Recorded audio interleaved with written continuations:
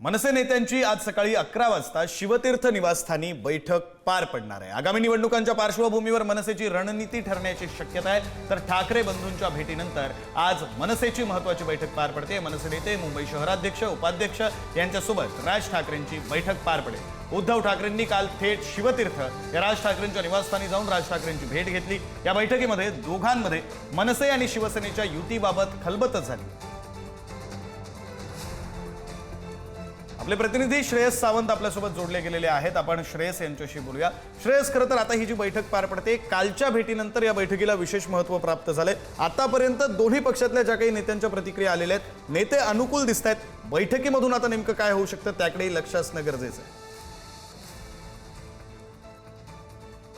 खऱ्या अर्थानं सगळ्या महाराष्ट्राचं लक्ष या बैठकीकडे आपण एकंदर म्हणू शकतो।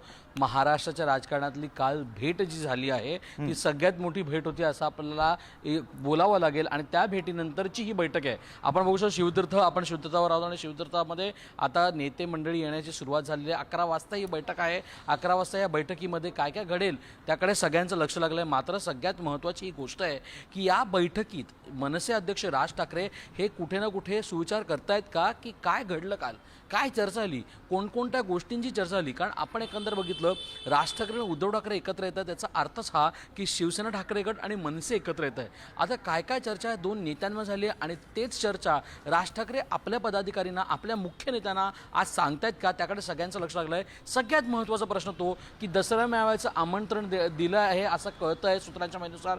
मात्र ते आमंत्रण जर ॲक्सेप्ट केलं तर त्याची पुढची वाटचाल असेल तरी कशी, 2 ऑक्टोबरपर्यंतची गोष्टी असेल तरी कशा, याबद्दल आज चर्चा राज ठाकरे आपल्या पदाधिकाऱ्यांशी, आपल्या नेत्यांशी करतात का? नाही, खरं श्रेयस, त्यामुळे बैठकीकडे लक्ष असू द्या। बैठकीतून काही अपडेट समोर येतील ते वेळोवेळी घेत राहू। तुर्तास धन्यवाद या सगळ्या तपशिलांसाठी।